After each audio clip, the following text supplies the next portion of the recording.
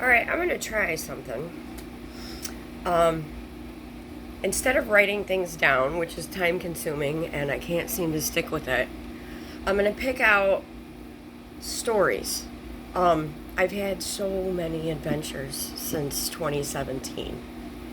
I left out actually April 21st, which will be tomorrow, in 2017 to start the nomadic type lifestyle. Um, so I thought maybe I don't know. I don't know anything about video editing. Nothing.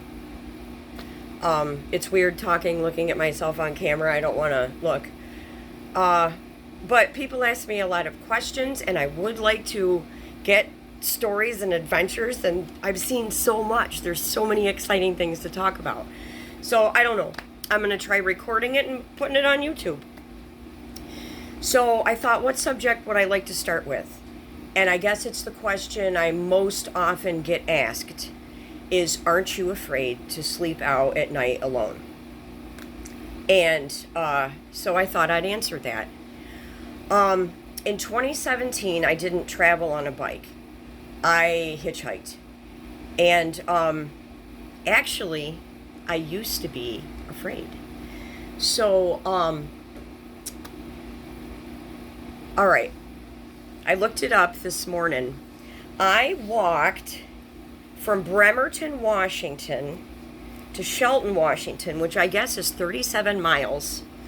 My backpack was broken, and somebody had given me a baby stroller. And it had a little compartment in the top for Migs to sit in. And I can't remember if I had my guitar in there too, probably.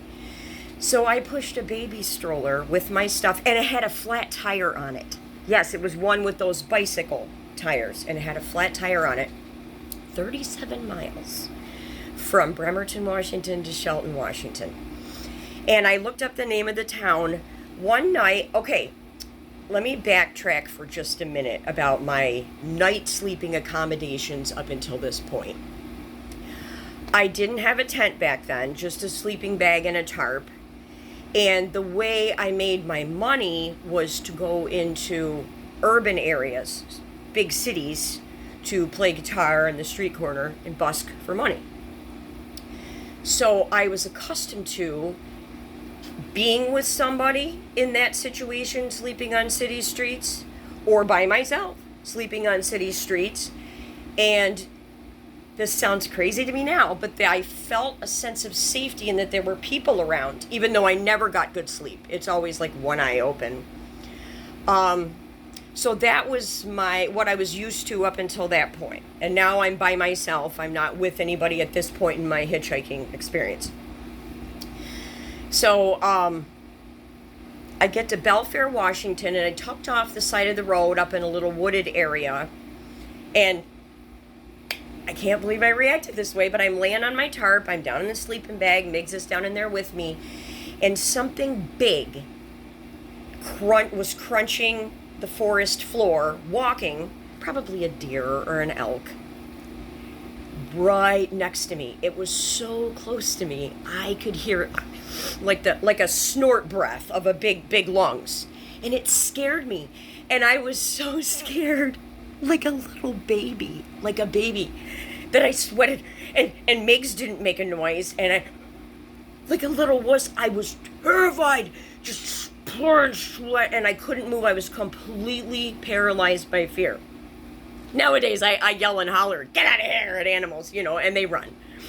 But this was my first year, and I was afraid. I was so afraid, and then I heard it walk off. I said, oh my gosh. It scared me. Not long after that, I got to Shelton, Washington, and I found this perfect area for sleeping. Perfect area. It was off to the side of the town, so in the morning I didn't have to walk far with my little stroller to get food or whatever I needed. It was, the tall trees of the Pacific Northwest, a little mini 2-foot waterfall. And I laid right next to it so I could hear the bubbling. But when night came, up in the Pacific Northwest, there's a lot of tourist stuff having to do with Sasquatch. So you see signs and T-shirts and whatever for Sasquatch, because that's supposedly where he originated. So I don't believe in Sasquatch. I've never believed in Sasquatch. But my mind got on a loop with Sasquatch.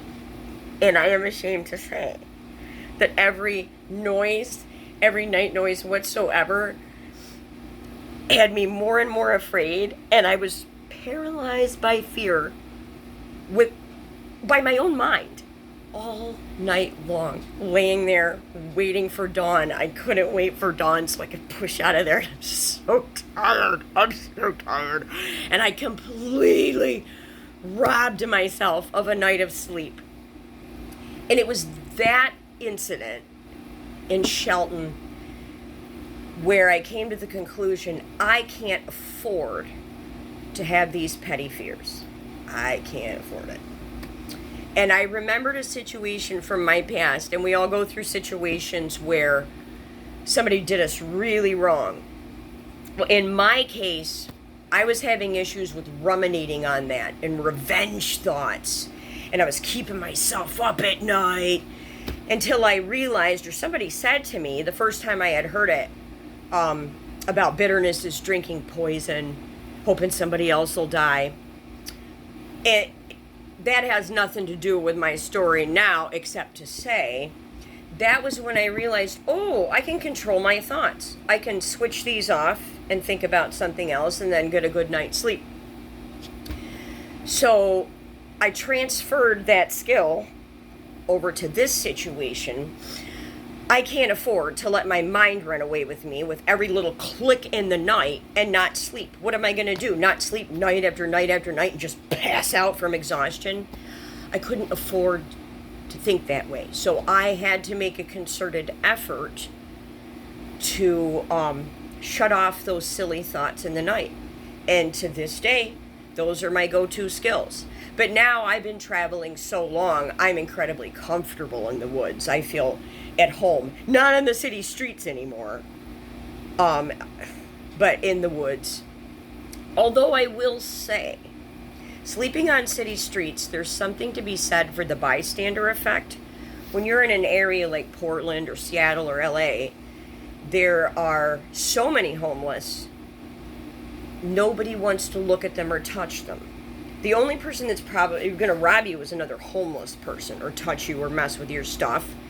And I didn't see a lot of homeless, in my experience, didn't see a lot of homeless robbing homeless, although it does happen, until LA. In LA, it was extreme. Everybody was watching their stuff from everybody. Like that stroller was given to me. You know, when I had something too much to carry, you give it to somebody. Self-policed homeless camps. That happens, and there's a sense of security there. But, so yeah, I guess that is how I learned not to be afraid in the night by myself, even way out in the middle of nowhere, and how to cope.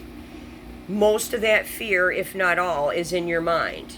Statistically, how often do bears kill people? Or do alligators kill people that aren't like a wandered off dementia patient or a toddler or a pet? These things are so statistically rare that the only thing that's going to scare a person, in my opinion, at night, most situations, 99% of the time, is what's between your ears, and you got to shut that off. And it still happens to me. I'll get up to tinkle out of the tent, and then, I watched that thing about skinwalkers earlier, and I got it, nope, don't even let it start.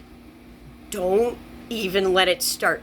Because then, the next thing you know, you're a little kid in your sleeping bag, and it's your own mind. So, that's my experience with the Sasquatch and my own mind and sleeping outdoors. And now, I prefer to sleep outdoors. So you can get used to it. You can. So if anybody feels afraid or they want to try some kind of adventures, jump into it like jumping into cold water. Get over the fear, do it over and over and over again, and eventually you'll like it. I don't know. Maybe that's a way. I don't know. All right. I guess that's my first little story answering people's questions about, aren't you afraid to sleep out at night by yourself?